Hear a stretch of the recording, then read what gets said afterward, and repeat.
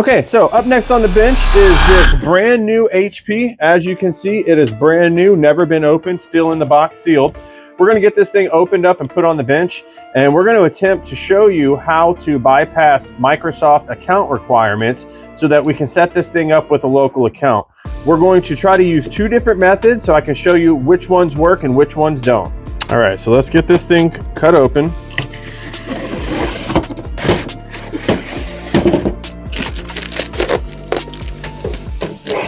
All right, let's get this thing booted up. All right, so we are coming up to the Windows setup screen. The first thing we're going to attempt to do is we're going to hit Shift F10, and that's going to bring up a command box, and we're going to type in OOBE /bypassNRO.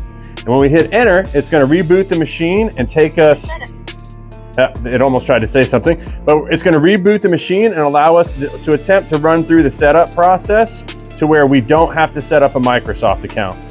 Now, I know there's going to be a lot of naysayers out there that say, you should know this, that bypass doesn't work. But as you just saw, this is a brand new machine out of the box that the BYPASSNRO still works. All right, so we are coming back up to the startup screen.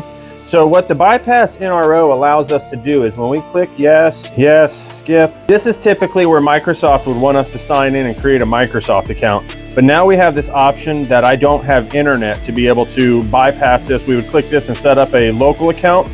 But for this example, I'm going to go ahead and reboot the computer one more time, and then we're going to try to run it through the secondary method that if the OOBE BYPASSNRO doesn't work, we're going to show you the second way to do this bypass. So now that we're back at the login screen, we hit Shift F10, which we're going to type in start ms-cxh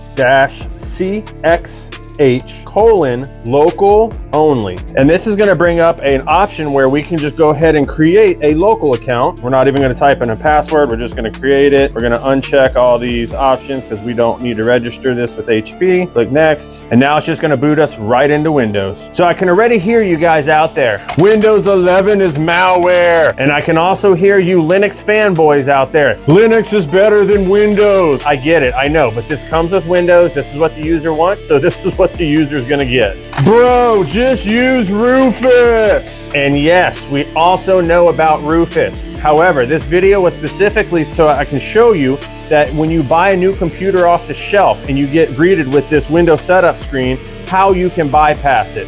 Typically, if you were doing a reload, you could download a tool called Rufus, get the Windows ISO, basically put the two of those together, and Rufus will create you a bootable ISO that you can bypass all these requirements and boot right into Windows.